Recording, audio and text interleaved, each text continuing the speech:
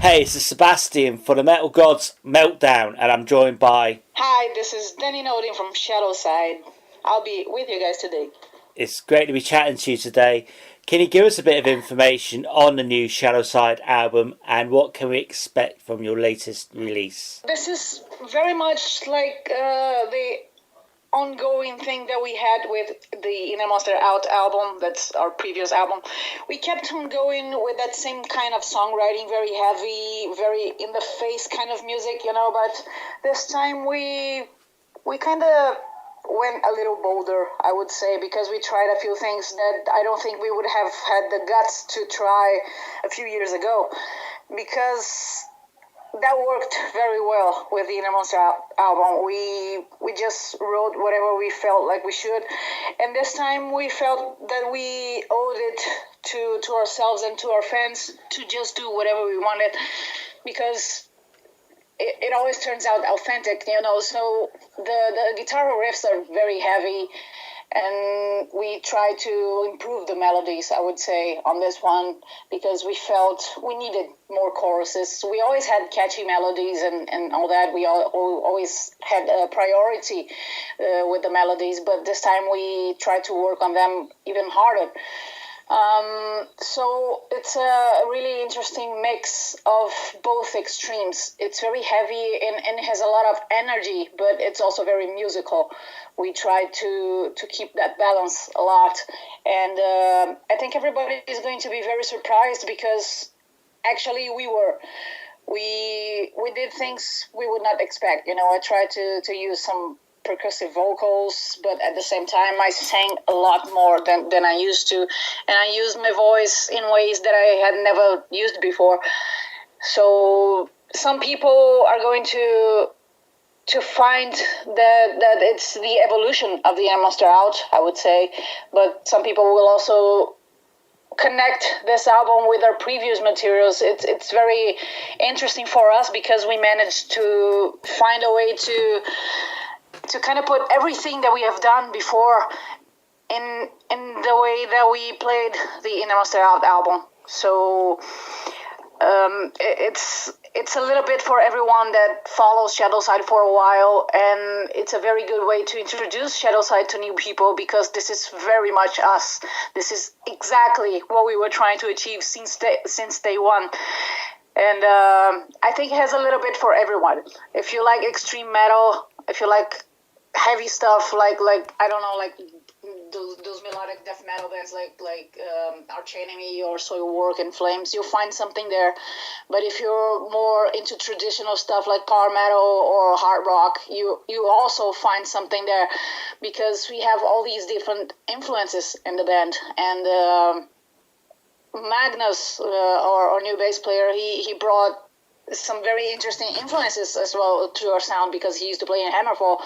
So the three of us that were in the band before, we come from a more modern way of thinking metal, because we are very much into these new Swedish wave, Mm-hmm. of metal, and he was more into the traditional stuff. So it was a challenge for him, and it was a challenge for us, So I think it shows in the album that we challenged ourselves, and it's very organic. Everything is very authentic. So I think everyone's gonna be pleased. I'm very eager to show it to everyone. So we showed a little bit of what we have coming, but it has a lot of variety in the album. We have some slower stuff, but very heavy, and some faster stuff as well. So it's a very dynamic album. What's actually influenced your songs? Is it real life, fiction, or a bit of both? This time it was very much real life. We have songs about depression. That part is very specific for me, because I went through a hugely dark period during the songwriting of this album, and it's not something that I talk about much, but I think it's important that people know, especially because they won't understand very much the lyrics if I don't say it. But the album turned out very dark, because we were all going through difficult periods. Everyone had stuff going on in our personal lives that really influenced the album, both sound wise and lyric wise, I would say. And it's very interesting because when I read now the lyrics that I wrote back then, like 1 year ago, I would say this is very interesting because this is not my mind frame right now, but I like it even more because it gives me an insight of what I was going through in that period. I ended up writing all the lyrics, but the guys gave their input as well. They always give their opinions on the subjects and how everything is going.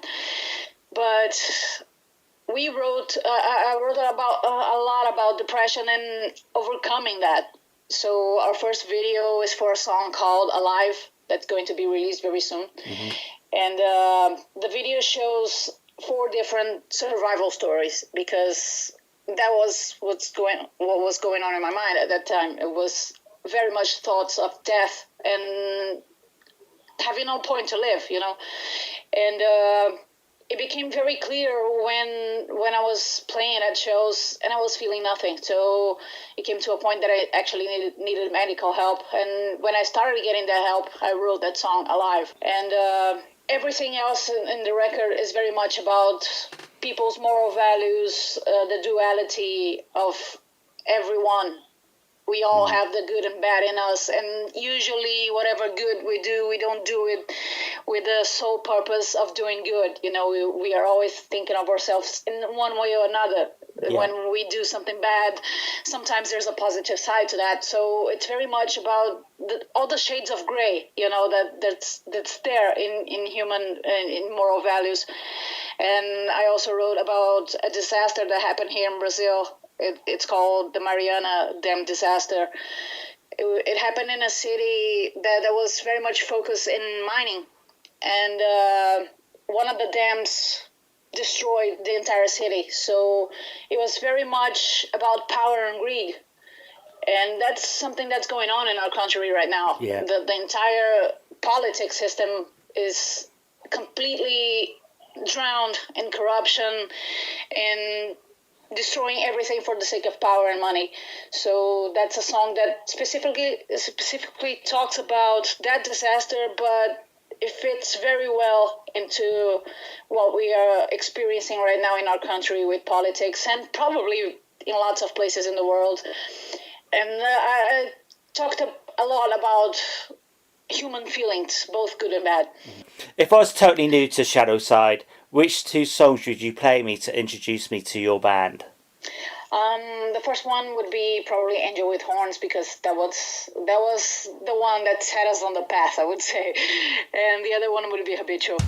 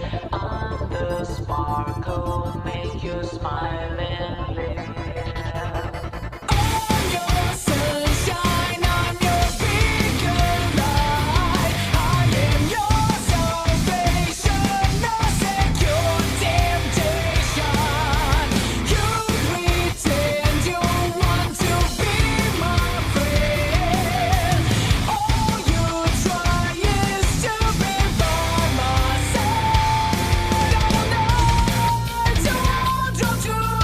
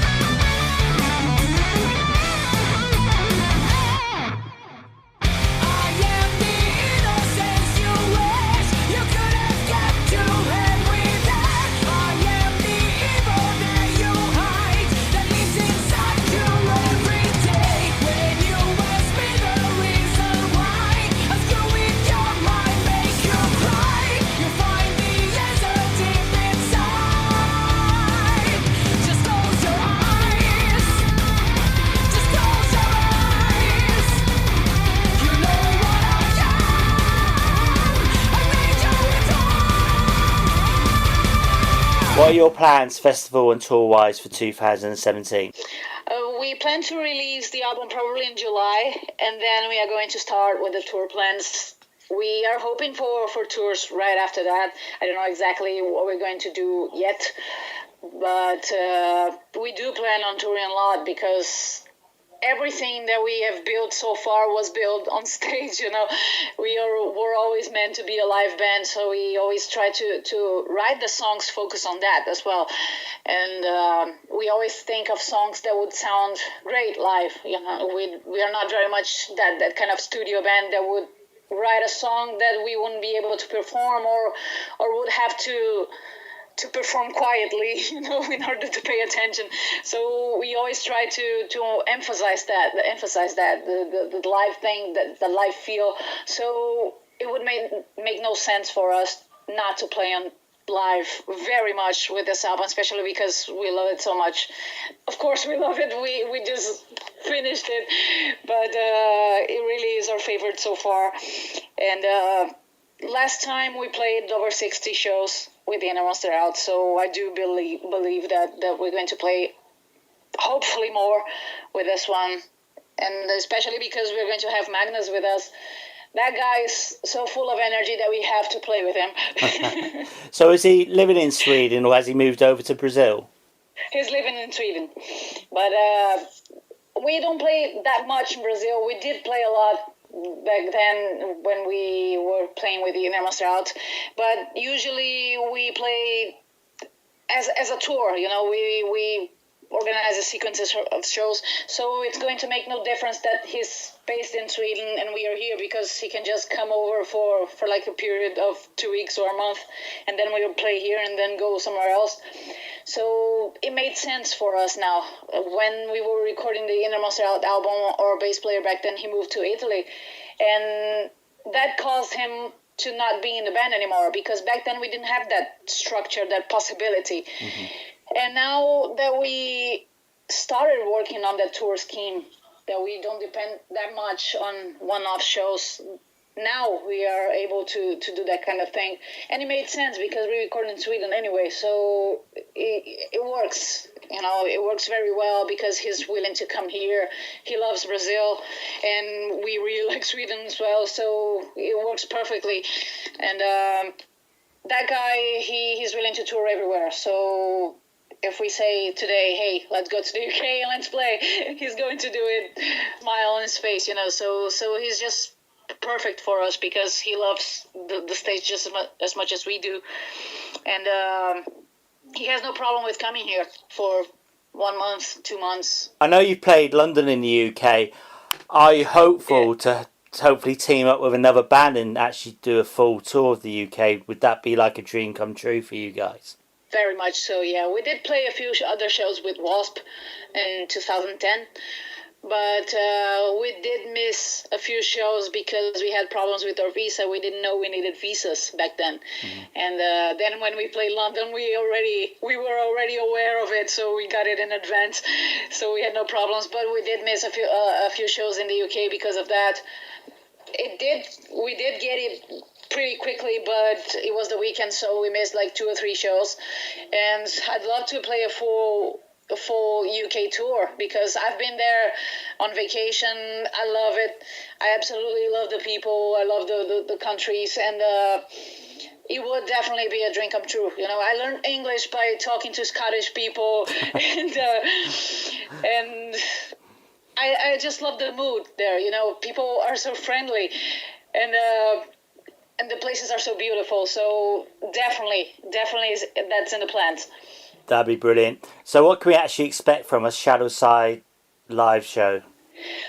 A lot of energy that you can count on, especially now because everyone is so in tune with each other. We are making plans for what we want to do with our live set. And definitely the new show is going to be based on the new album, but we are also going to play some stuff from the previous albums, because they now are more interesting for us because we are playing them the way we would have recorded them now. And we actually re-recorded 2 songs from the Dare to Dream album just to just as some fun, just to see what they would sound like. And they turned out so differently. It's the same song, but so much more mature, I would say. And I think that's going to be reflected live. So we are expecting a lot of energy, a lot of power on stage. We are very excited to play. And it's been a long time. Our last show was in 2014 here in Brazil, Wow. and our last European tour was 2013. So it's been way too long, and I think people are going to notice how anxious, how eager we were to be back on stage.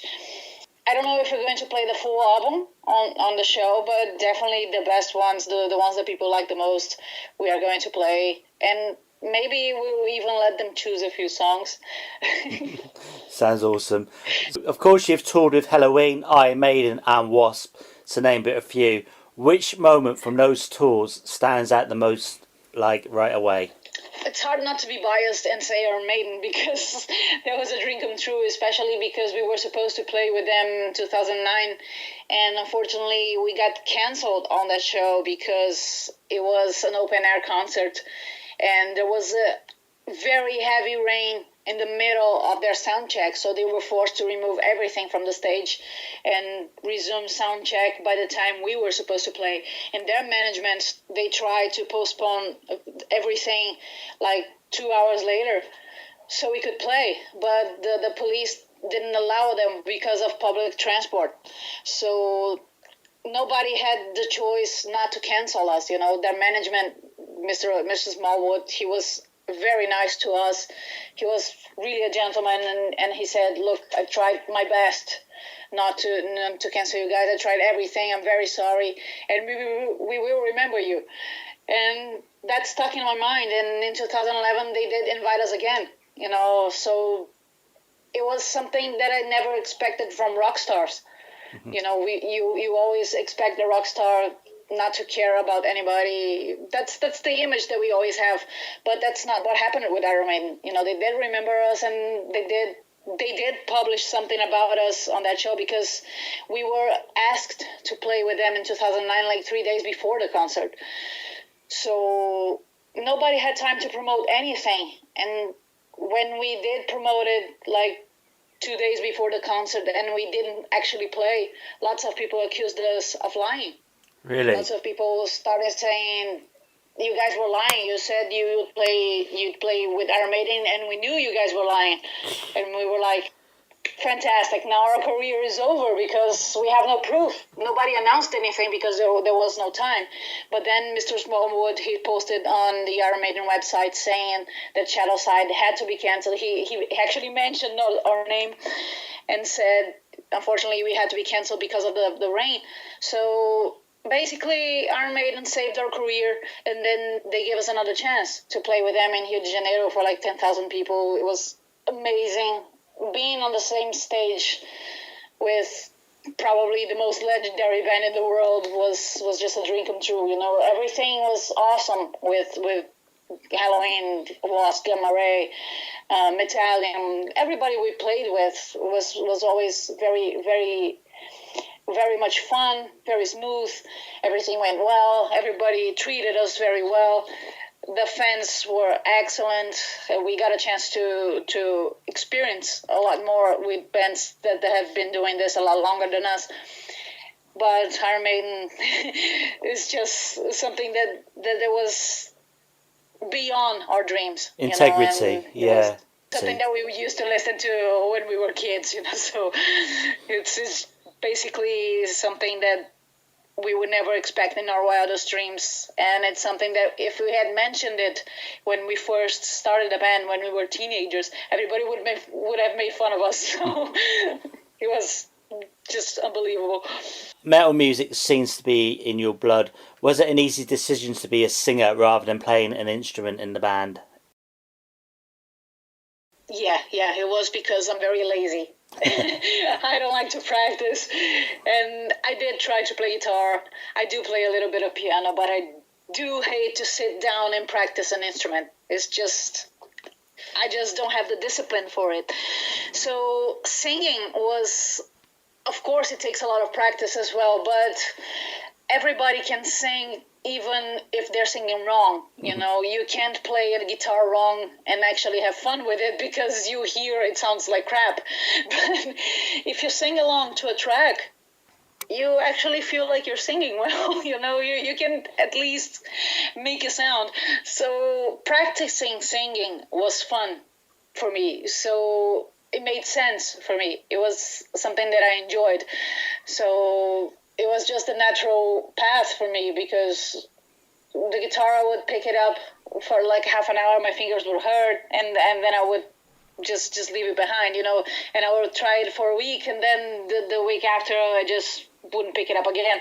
And I do have a guitar right here next to me, and I can play more than a few chords until this day. So it was very much lack of discipline. And I used to enjoy singing. I used to sing along to the tracks, to the Skid Row tracks I would listen on the radio. And it was just fun. I had no intention of becoming a singer when I started singing. It was just something that came naturally because I was enjoying the songs. Just like we sing along in a concert, you know. So when I started doing it a little bit better, I started singing karaoke's and stuff like that, you know, and some people started saying, you actually have a decent voice. And I started considering it more seriously. And then I started a band just to have fun. And it became very clear that was something I was passionate about, and it wasn't just something that I was doing because I enjoyed the songs. It became actually something that I couldn't live without. So it was it just naturally came, you know. I thought about playing a lot of instruments, but none of them stuck. I thought of being a drummer. Actually, my first plan was being a drummer and a singer. And people were like, are you insane? I was like, no, there's a guy in Brazil that does that. He was actually my role model back then. And then I decided that I wouldn't have the discipline to actually learn how to play drums. So I stuck with singing. That was easier for me. Cool. You mentioned Skid Row. They're like my favourite band ever. What's your favourite Skid Row song then? Slave to the Grind. Really? No question about that. Yeah. That's the album that I grew up listening to, and that song was like the everything that I wanted to hear back then. You know, I was a very rebel teenager with a lot of held back anger for no reason. Basically, for no reason. That's the reality. But that song was very much where I channeled my anger to, and I loved all the songs that were on the album, but Slave to the Grind, the song itself was my number one song. I still love it. I still listen to the whole Slave to the Grind album, and I still love it. Cool. My favourite's You've Gone Wild. That's just before Slave to the Grind. I love Skid Row. I've actually met Sebastian Bach a few times as well. He's like my hero. I did an interview with him, and I'm surprised I got through it without mucking it up. I was like, oh, so nervous. Yeah, he's one of my favorite singers. Yeah, absolutely. I love that guy's voice, and I saw him play in the United States with his solo show. And well, his voice is simply amazing. Still nowadays, his voice is awesome. Totally. Sort of similar question then. Is there a song you really love written by someone else that you wish you'd actually written? There are many songs. I think Strange from Guns N' Roses is a song that inspired me a lot, and I wish I had written. But there are also some more modern songs that I like very much. For example, like Storytime from Nightwish. I wasn't very much into Nightwish until recently because I love, of course, Tarja is a great singer, but I think the direction they took when they started doing more, I don't know if you'd call it pop, you know, because it's very heavy. It's still very heavy, but I liked the direction that they took a little bit more when she left. Mm-hmm. But I do love her voice, and I like very much some of the In Flames songs. So it's a very hard question, because if I start to think about it, there are a lot of songs that I wish I would have written, and I try to bring that a little bit to Shadowside, but with my own thing, with our own flavor, you know. So you hear some influences from In Flames, from Rammstein, from Nightwish, from Guns N' Roses, from Skid Row, and I think that's a huge mix that we try to incorporate in Shadowside sound with our own thing. So I think if I had written a song like Estranged, it wouldn't have sounded like that. So I don't know if I really wish that I had written it, because it wouldn't have been as good as I think it is. You know, maybe some people would like it, maybe some people would like it more, or I don't know exactly what people would think, but that's one song that I find absolutely perfect. If I was totally new to heavy metal, which 2 albums would you give me to introduce me to this whole scene? In Flames, I think one of my favorite albums from them is one that really stuck to me, was Reroad to Remain, and Holy Diver from Dio. Oh, awesome choice.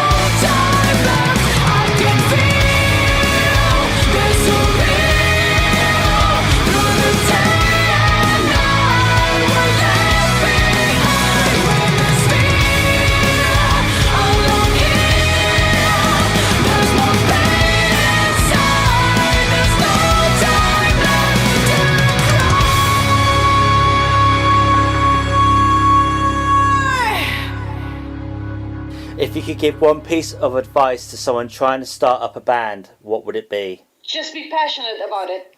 Sometimes we start things thinking of being successful, so we try to copy what other people are doing, and that's exactly how I started out. I started out trying to be my favorite bands, and most people start out like that, and that doesn't really work, because then you don't really succeed because you're doing your own thing. There's nothing wrong with that, if you really want to sound like someone, but I think it's a better way for bands to succeed, to find their own thing. Even though you are influenced by other bands, you'll always be influenced by other bands. There's no way around that, because you grow up listening to that kind of stuff, and then it kind of ingrains in you. So there's no way to run from your influences, but do try to find your personality, and don't worry if people are going to like it or not, because in the end, if you like what you're doing, if you like your music, you find people that will like it too, because there's always people that have similar tastes to our own, and you find your space. There's room for everybody, and there's no need for us to compete with other bands. There's no need for us to try to screw with other bands in order to succeed, and there's no reason for us to not do exactly what we want to do with our music, because that's in the end is your art, is your heart in it. And if you do something just in order for people to like it, and then they don't like it, you'll end up frustrated, because you're not going to do what you wanted, and people are not going to like it anyway, so it doesn't matter. So just do things that you do like, and if people love it, awesome. If they don't, you created something that you'll be proud of for your entire life. So just love what you do and do what you love, basically. I know it sounds very cliche, but it's true. That things started working for us when we started doing that, when we started being a little selfish, I would say. And some people would say that we don't care about what fans think, but that's not true. I think we are very respectful of fans' opinion, exactly because of that, because we don't try to fool them by writing songs that we know they want to hear. We write songs that we love, and we just hope that they will love it too. And it shows on stage. Everybody can see that we love what we are playing. So I think everybody can find their space, their niche, when they are doing exactly what they love. And basically just enjoy the whole ride. Don't think very much about the end result, the end of the road, because there's no end, actually. You always think, I want to be a rock star, I want to tour the world, but really, what's the limit? When I was doing my first world tour, I was like, wow, this is it, I made it. And 2 years later, I was doing something bigger. So just dream big, do it step by step, but dream big, believe in yourself. Also, it sounds cliche, but it's very true. If you don't believe in yourself, nobody will. Can you tell me why we should listen to Shadowside? Why? Because we are just insanely into that music, and I know if you listen to it, you feel it. You feel the energy. Someone said something to me a few days ago when they heard the sample of a song called What If, that's going to be on the new album as well. The guy, he doesn't understand English, so he wouldn't understand the words that we were singing about. So he said, Shadowside plays to your soul. And I thought that was very interesting, because that's exactly what we feel when we are playing. So it was awesome that somebody felt it as well. And I think that would be the main reason to listen to Shadowside. It's very honest music. I don't say it just to sound nice or anything like that, but it really is very honest. If nobody buys the album, we are still going to love it nonetheless.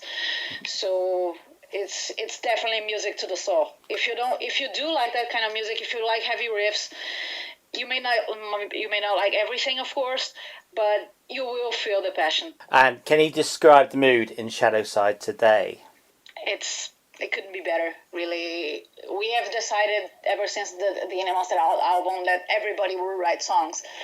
So I think the difference between these last two, now we are about to release our fourth album. So album 3 and album 4, sound so much better than number 1 and 2 because we started including everybody in the band, and this time it went beyond. Everybody wrote songs, basically. And in the Monster Out, everybody wrote arrangements, and everybody gave ideas, and we would never stop working in the songs before everybody was pleased with them. And this time, actually, everybody wrote songs. It was the first time our drummer, Fabio, wrote a song for us. And he always tried to write before, but he would never come up with a complete song. And we ended up, none of us actually come up with complete songs. We always finish them together. But back then in the Monster Out album, we already had like 12 songs that were pretty much finished, so we didn't have time to work on his song. And it was very frustrating for me because that guy has been the longest in the band. Besides me, I've been since day one in the band, but he's been there since the first album. You know, he joined the band just a few months after we released our first demo.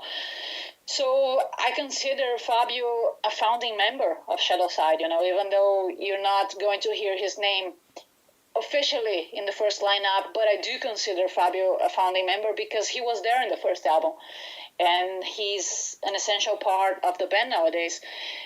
I don't think Shadowside would sound the same without him.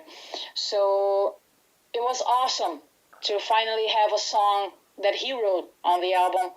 And it's very interesting because a few friends of ours, they heard the song and they said, this is very different from what you guys have done, but it still sounds like Shadowside.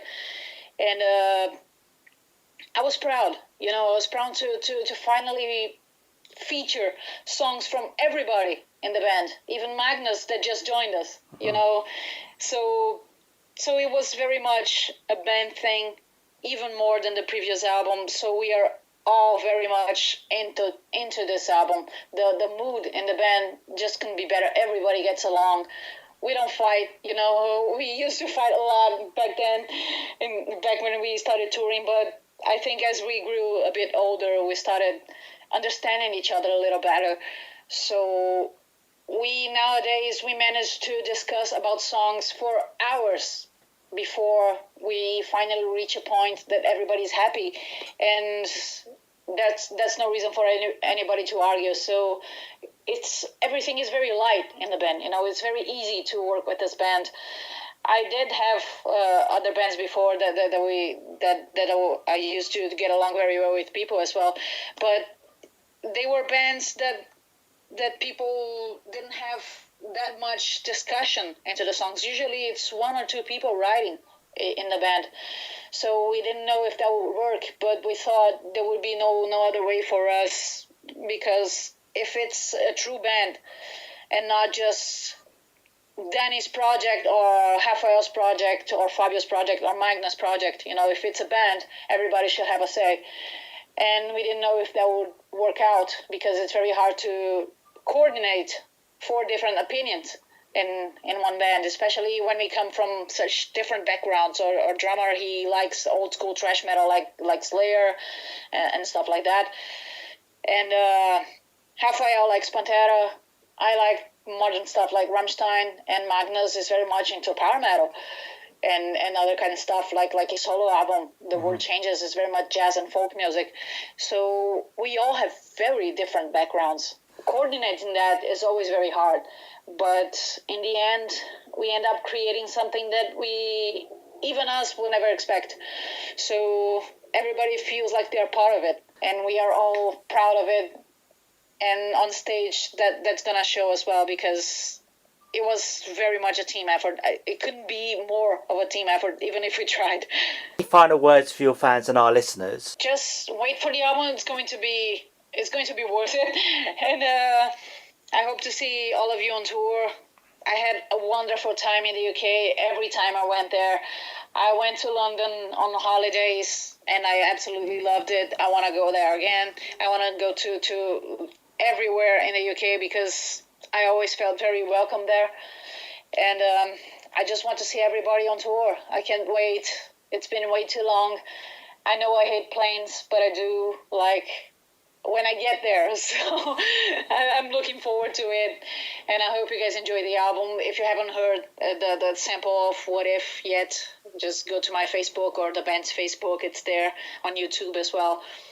It's a short clip, like 1 minute, but it's going to give you an idea of what's coming. So I hope you enjoy it, and soon we have the new video out as well for the song Alive. It's basically it's a short movie, so it's not going to be just a music video. We actually made a movie out of it, and it's 10 minutes long. The song is like 6 minutes long, but we had the film going on as well. So we can't wait to release it and to show it to everybody. And I hope you enjoy it just as much as we do. We look forward to seeing you guys on tour. Hey everyone, this is Dani from Shadowside, and you are listening to the Metal Gods Meltdown.